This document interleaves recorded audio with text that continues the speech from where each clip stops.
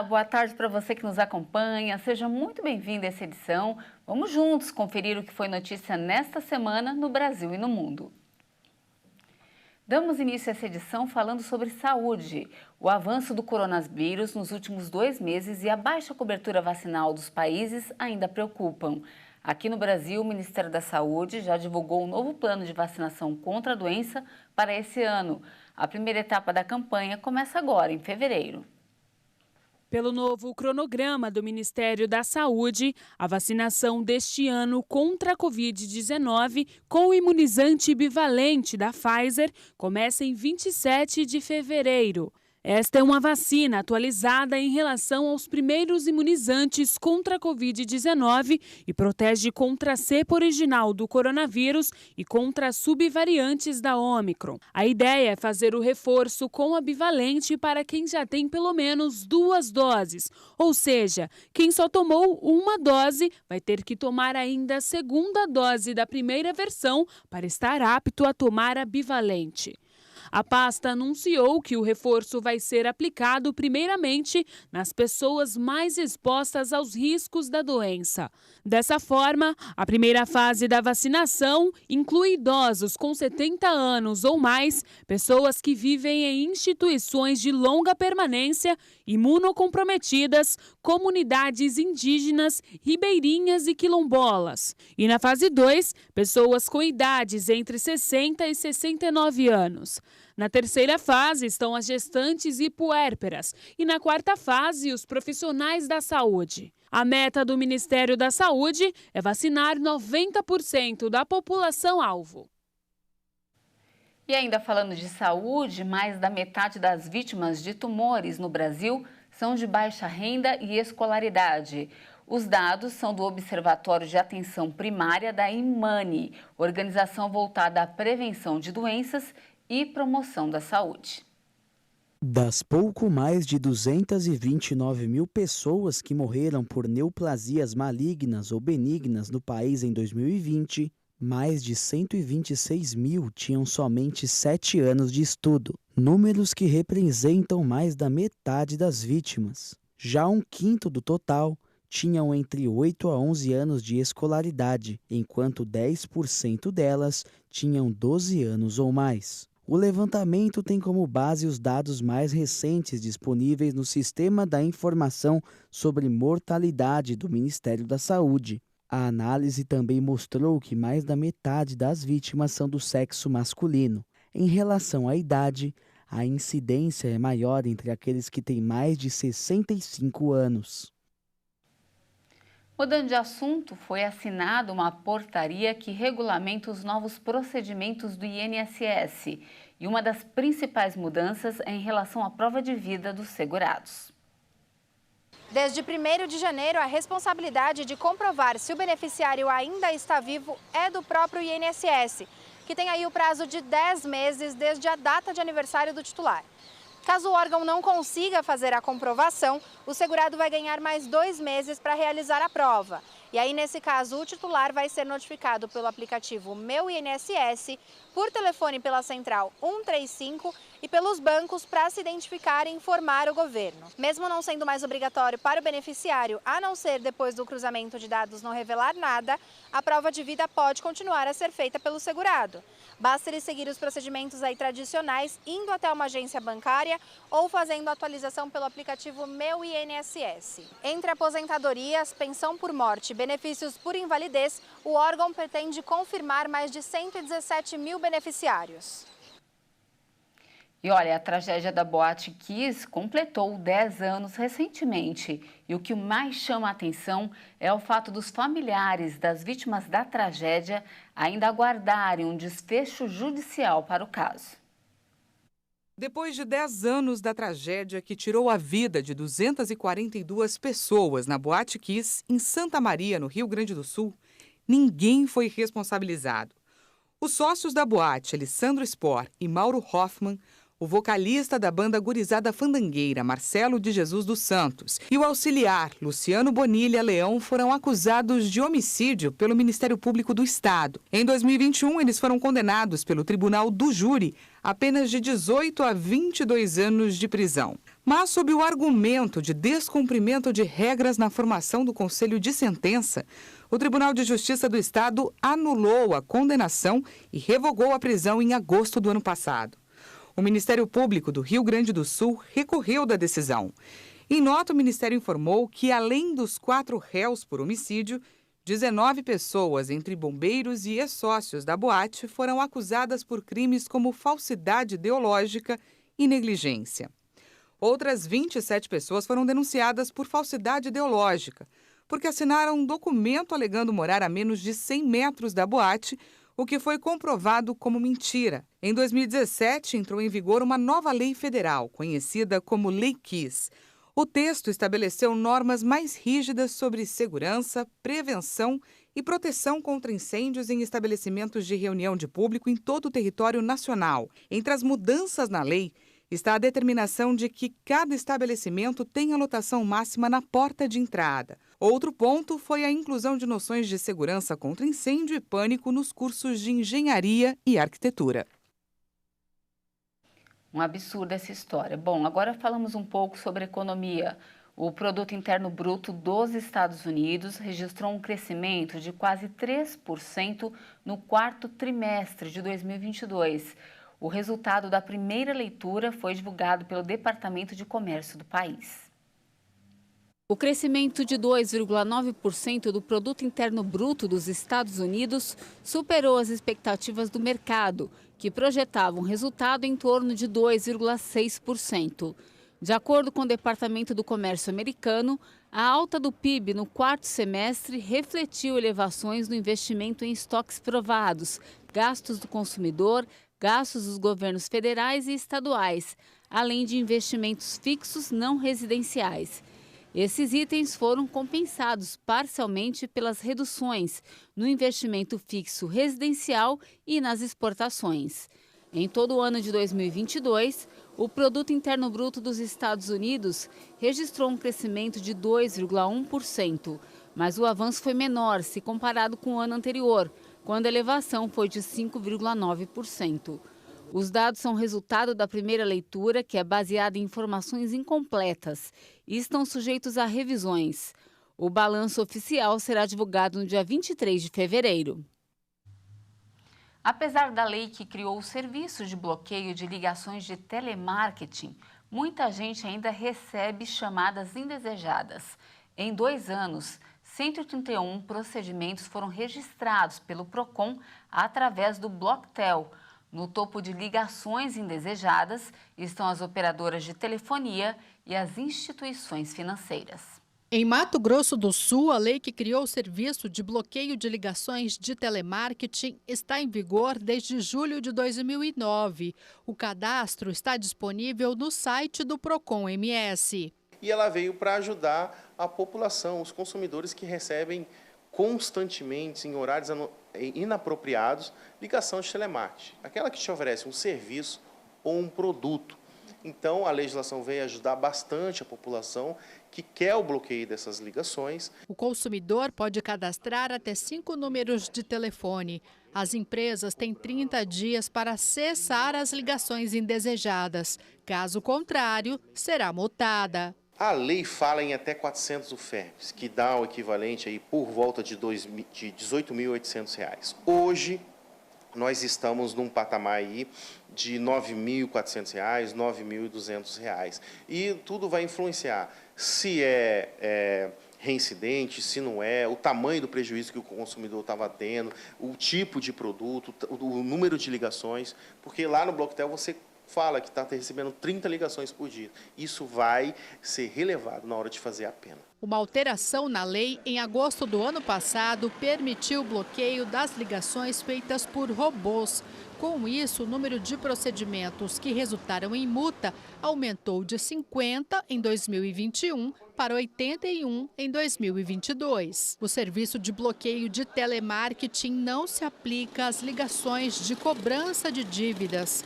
Porém, as empresas devem respeitar alguns limites, mesmo que a pessoa esteja inadimplente. Cobrança no máximo 4 vezes por dia, dentro do horário comercial, no sábado também de manhã, das 8 até 11h30 e só. Se você está recebendo cobrança em horário inconveniente ou passou por uma situação vexatória, nós também coibimos isso. Procure o PROCON que a gente vai te ajudar.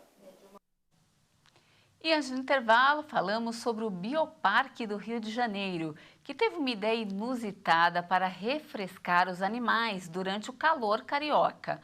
Os moradores do parque estão tomando picolés com sabores exóticos. Vamos ver? O leão Simba, símbolo do local, muda até o semblante quando recebe o picolé. Junto com ele, a onça pintada Poti, as lontras Eduardo e Mônica e os lobos-guará Luiz e Lobato também aproveitam a novidade para dar um alívio em meio às altas temperaturas do verão carioca. Feitos em diversos formatos e colocados dentro de recintos em locais fáceis de achar pelos animais. Para os carnívoros, o sabor do picolé é de sangue bovino misturado com água. Já os que comem apenas plantas ganham os de frutas. Os onívoros, que se alimentam tanto de outros animais quanto de plantas, são os mais privilegiados e possuem as duas opções no menu da estação. O uso de alimentos como esse é muito comum para tutores de pets. Além de causar uma sensação de refrescância, a prática ajuda a aumentar a sensação de bem-estar e estimula os sentidos para a alegria dos habitantes do Bioparque. E veja a seguir, Banco Central diz que 2022 foi um ano de gastos bilionários de brasileiros no exterior.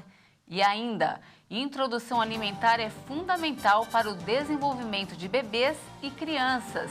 Não saia daí, nós voltamos já já.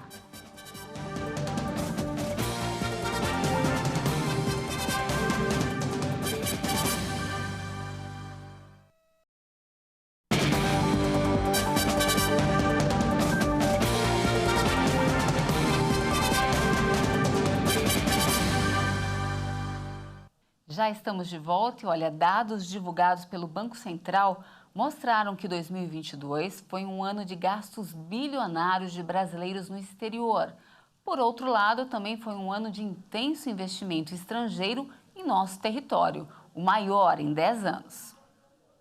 Situações como a pandemia, preço do dólar e principalmente o ritmo de crescimento da economia fez com que os brasileiros gastassem no exterior 12 bilhões e 800 milhões de dólares, cerca de 60 bilhões de reais em 2022. Os números foram confirmados pelo Banco Central. Com relação ao ano anterior, os valores gastos mais do que dobraram. Mesmo com esse gasto, as despesas ainda não retornaram aos patamares pré-pandemia. Um exemplo disso é que em 2019, os brasileiros gastaram no exterior número próximo de 17 bilhões de dólares. Mas não só de gastos são feitas as relações brasileiras com o mercado exterior.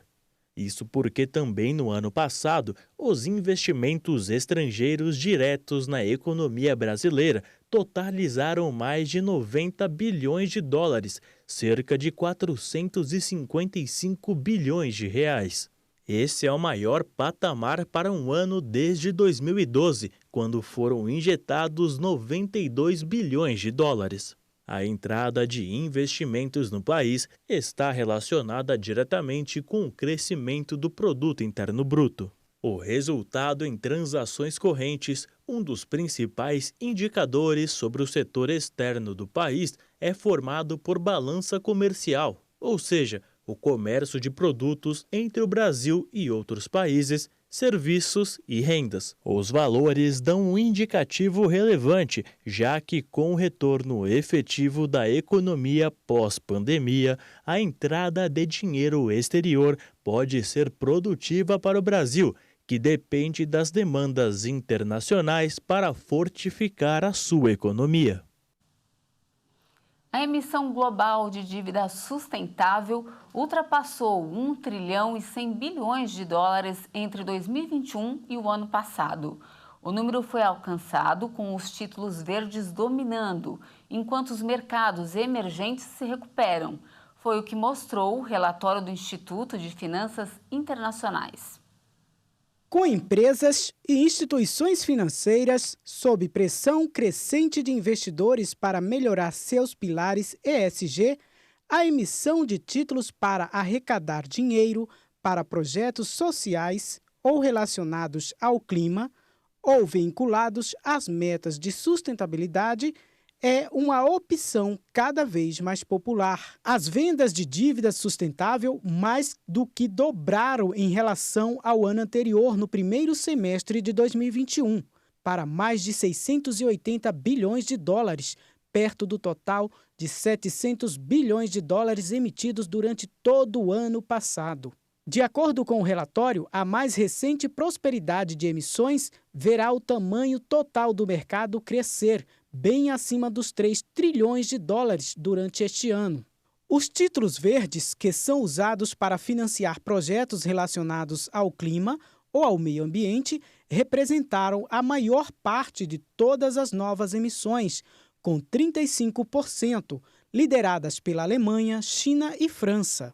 A emissão de títulos de sustentabilidade, que pode levantar recursos para uma série de projetos, aumentou para 90 bilhões de dólares nos primeiros 6 meses de 2021, com o dólar substituindo o euro como principal moeda de financiamento. Enquanto isso, os emissores de países em desenvolvimento precisam se atualizar. Os mercados emergentes ainda representam menos de 15% do universo da dívida sustentável. E agora uma curiosidade centenária. 2 irmãs gêmeas italianas celebraram juntas 200 anos na última semana. Vamos ver? Os parentes das gêmeas, incluindo os 50 netos e bisnetos, celebraram o centenário com um grande bolo de aniversário escrito 200. Francesca disse que não imaginava que elas viveriam tanto. É um presente do Senhor chegar a esta idade. Com a vida que tivemos, nunca poderíamos chegar aos 100 anos. Francesca e Maria sempre trabalharam nos campos como agricultoras e bordadeiras e nunca se mudaram de sua pequena aldeia no sudeste da Itália. O prefeito da cidade também foi homenageá-las. Uma graça, né, gente? Olha, uma última informação. Você sabia que comer não é algo muito intuitivo para todas as crianças? Os bebês precisam ser ensinados a partir dos 6 meses de idade a se alimentar com comida. É a chamada introdução alimentar. E diferente do que a gente fazia antigamente, o ideal é evitar a famosa papinha batida no liquidificador. Vamos conferir na reportagem. A partir dos 6 meses de vida, o bebê deixa de se alimentar exclusivamente do leite materno e passa para a fase da introdução alimentar. Esse período é importante para o desenvolvimento da criança, que começa a conhecer os alimentos. A introdução alimentar é o período, então, que a gente vai começar a oferecer o alimento para a criança, né? Que a gente precisa pensar que a criança nasce, 6 meses primeiro de vida dela, ela precisa ser alimentada de apenas leite. Então, a introdução alimentar é uma fase dos 6 aos 12 meses que, na verdade, a gente vai oferecer para esse bebê os alimentos, vai apresentar e vai ensinar, né, as texturas, vai apresentar os alimentos das mais formas variadas. A nutricionista explica que o uso do liquidificador deve ser evitado na hora de preparar o alimento e que os pais precisam respeitar a evolução da criança. O que a gente precisa pensar? É um bebê que está acostumado com líquido. Então, por isso que a gente começa com os alimentos todos amassados, né? Então, a gente começa a base, frutas, verduras, legumes e tudo amassado. A gente não tritura, não bate em liquidificador, não usa peneira, mas a gente tudo amassa no garfo. A gente vai evoluindo esse amassado, a gente vai deixando aos poucos em pedacinho, começa a entrar grãos, começa a entrar carne desfiada, os grãos de feijão, mas são esses 6 meses, né? Não é a gente começou, já começa tudo de uma vez. Mateus, de 11 meses, já saboreia diversas frutas e outras comidas. A mãe conta que precisou esperar o menino mostrar sinais de que estava pronto para começar a oferecer os alimentos. O Mateus começou a introdução alimentar um pouquinho depois dos 6 meses, então foi lá por 7 meses e 10 dias mais ou menos. Porque antes disso ele não apresentou nenhum sinal de introdução alimentar, que são o comecinho, né? Ele não sentava sozinho direitinho, ele não desenvolvia interesse pela comida, então eu tive que esperar esses sinais de prontidão, que a gente chama, para poder começar a introdução alimentar. Eu dei preferência para as frutas, né? Então eu dei dei banana, que é um pouquinho mais molinha, que eu me sentia mais segura. Dei preferência para os cítricos, que daí veio o limão, a laranja, que era mais azedinho, que a gente costuma começar pelo amargo, pelo azedo, para poder acostumar o paladar. Bom de prato, a mamãe conta orgulhosa que Matheus não recusa nada do que é oferecido a ele. O Matheus, ele comeu de tudo. Eu costumo falar que a grande dificuldade da introdução alimentar são dos pais, né? A gente se sente inseguro, o medo do engasgo, o medo de tudo que pode acontecer, e aí a gente se coloca na situação de insegurança e acaba restringindo muito a criança. Mas ele aceitou tranquilamente tudo que foi ofertado. Ao contrário do que muitos pensam, comer não é algo intuitivo. A criança passa por algumas etapas para conhecer e aceitar os alimentos. E um pouquinho de bagunça faz parte do processo. E para os pais que acham que é só colocar a comida no prato e esperar a criança comer, Maria Fernanda explica que a fase da introdução alimentar exige paciência e dedicação, pois muitas vezes é necessário insistir para que a criança aprenda a gostar do alimento. A gente tem esses 6 meses para apresentar o alimento, para apresentar a textura. Então, na verdade, assim, essa criança ela não tem obrigação nenhuma de comer para matar fome. Começa aí um dos grandes pontos. E aí, então, assim, não é simplesmente dei uma mão, ele cuspiu é porque ele não gosta. Não, a gente tem que pensar que é uma criança que está aprendendo a comer. Ele não vai de cara gostar de tudo que ele come. Então, assim, você tem que insistir. Variadas formas, por exemplo, oferecer uma maçã, ela tá cozida, ela tá ralada, ela tá raspada. Você tem várias formas de oferecer o mesmo alimento.